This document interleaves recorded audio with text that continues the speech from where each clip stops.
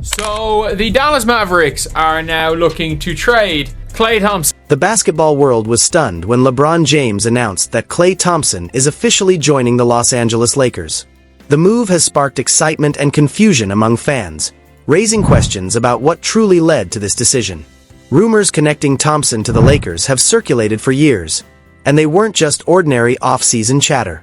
These discussions go back to his free agency in the summer of 2024, when he left the Golden State Warriors under tense circumstances.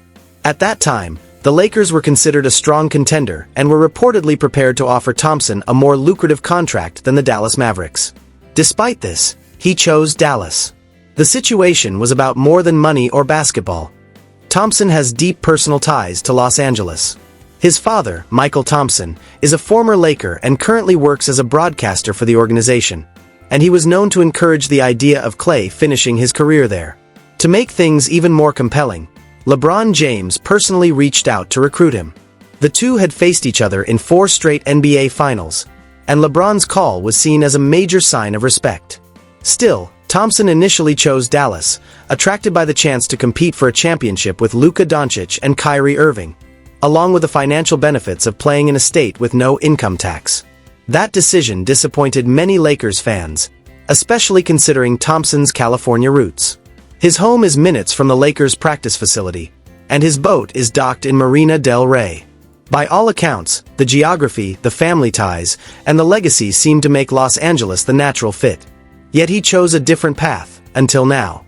House is actually 5 or 10 minutes away from the practice facility in Hermosa Beach, so everything was perfect for him to finish his career. However, the possibility of Thompson joining the Lakers never fully disappeared, and recent events in Dallas have brought the discussion back to life, this time with real urgency. As the 2025-26 season began, the situation shifted dramatically. Thompson struggled to find his rhythm, and the Mavericks, who were coming off a finals appearance, expected him to be the key addition for shooting and veteran leadership. Instead, his fit within the system has been uneven, leading to noticeable on-court issues and inconsistency. The team's overall performance has suffered, hovering around average while dealing with defensive problems and lack of cohesion. As frustrations have grown, reports from within the organization indicate that the front office is now considering testing Thompson's trade value before the February deadline. In other words, the Mavericks, who signed him just months ago, are already evaluating the possibility of moving on. That is how drastically and quickly the situation has deteriorated. So, the Dallas Mavericks are now looking to trade Klay Thompson. Not happening. Reports now indicate that the situation in Dallas has deteriorated to the point where it is no secret that general manager Nico Harrison and the Mavericks front office are willing to explore possible trade returns for Klay Thompson before the deadline.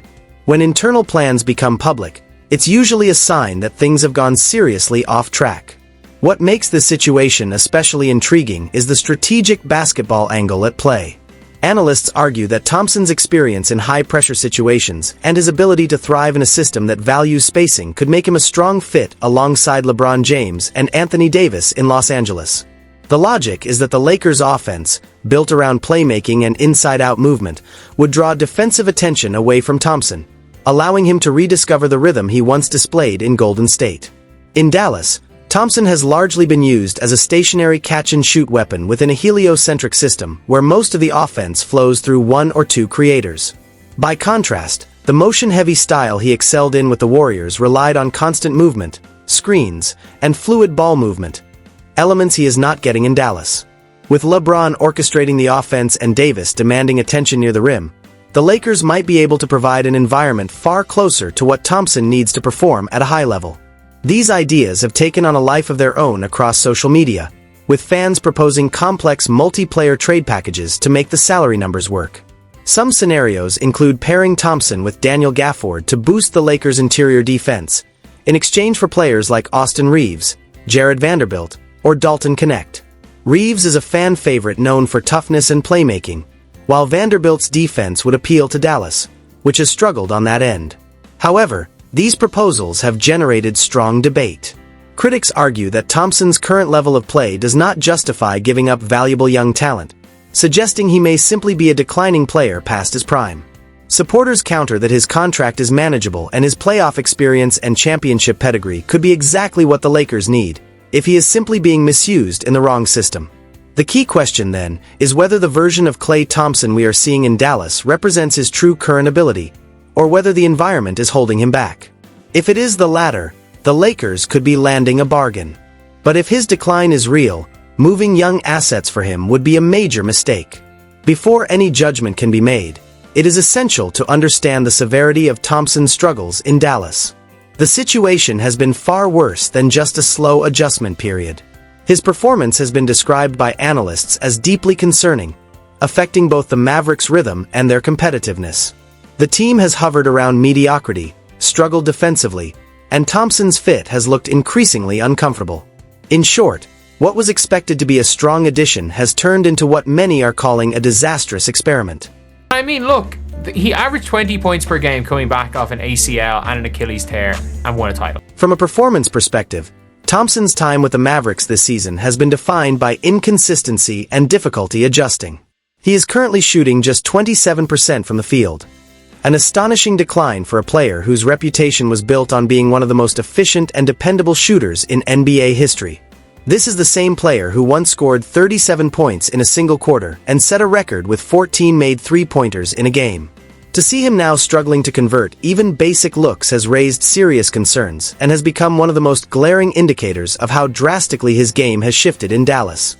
He's averaging 8 points per game on 34% of the field. And this is a guy that got, the Warriors didn't want to keep him, so he got pissed off. However, to be fair, the situation requires context because basketball cannot be evaluated solely through shooting percentages. Thompson has a long history of starting seasons slowly, which makes early statistical dips less alarming on their own. Additionally, the Mavericks are currently running their offense through an 18-year-old power forward, a structure that has disrupted the rhythm of the entire team. Scoring efficiency is down across the roster, not just for Thompson. The offensive system in Dallas has struggled to generate consistent spacing, ball movement, and shot quality. In other words, this is not simply a Klay Thompson problem. It is a Dallas Mavericks problem. To be fair to Klay, he notoriously starts seasons cold, right? And then they are running their offense through an 18-year-old power forward. That's not helping anybody. No one's scoring well for the Mavericks. The Mavericks coaching staff, led by Jason Kidd, has experimented with Thompson's minutes, at times bringing him off the bench to manage his workload and ease his integration into the system. While the move may be strategic, it marks a significant shift for a five-time All-Star and future Hall of Famer who has spent his career as a starter. Being told to come off the bench is a major psychological adjustment, especially for someone with Thompson's pedigree and competitive pride. This individual situation also reflects a larger issue. The Mavericks' 2025-26 season has taken a troubling turn. After reaching the finals the previous year, the team entered the season with heightened expectations and a retooled roster, but instead of building momentum, they have struggled to find cohesion. The offense, expected to be a strength, has become an obvious weakness, defined by poor spacing, stagnant possessions, breakdowns in timing, and players out of sync. Even franchise legend Dirk Nowitzki has expressed disappointment in the team's inability to convert open shots and sustain energy.